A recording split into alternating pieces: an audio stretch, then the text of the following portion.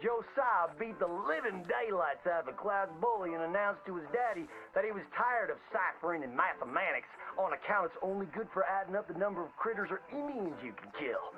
So he ran away from home and headed west. Now these lands were occupied by savages then, and when Josiah Blackwater came scouting through, he recognized it to be a land of splendor, wasted on those that couldn't appreciate it on account of worshiping false idols.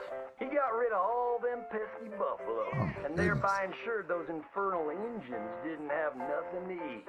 Of course, that got them mightily riled up, so he had to slaughter all of them too. Just like his daddy had once done to the Redcoats in 1775. Right about that time, he met an Indian girl he took pity on account of having annihilated her family. She was 12 years old, and so he took her as his wife. She gave him 2 sons before she died of typhus. Now, y'all know that Josiah Blackwater wore a possum for a hat, but most don't know how that came to be.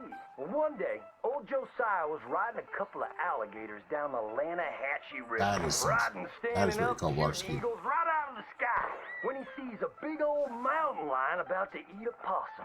Josiah grabbed that mountain lion by the tail and wrestled it till it was plumb dead. Well, that possum really took to Josiah. Followed him around like a dog loyal to its master. Yes, they had a lot of adventures together.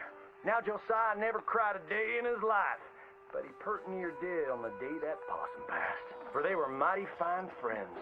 So he skinned it and made it into a hat. Back in them days, a possum skin was as good as money, but he never parted with that hat, not even for $10.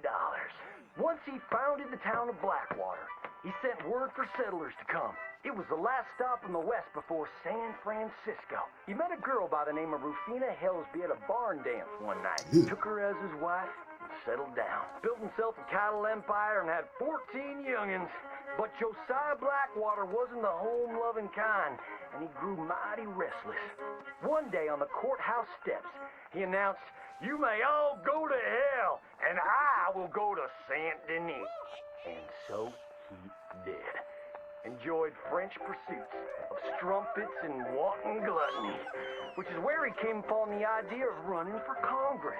He wore that possum hat every day as a congressman, as a reminder of where he come from, saying, "I may live in barbaric splendor, but I always remember, keep your friends close and your gun closer, because you don't know when you might have to shoot them."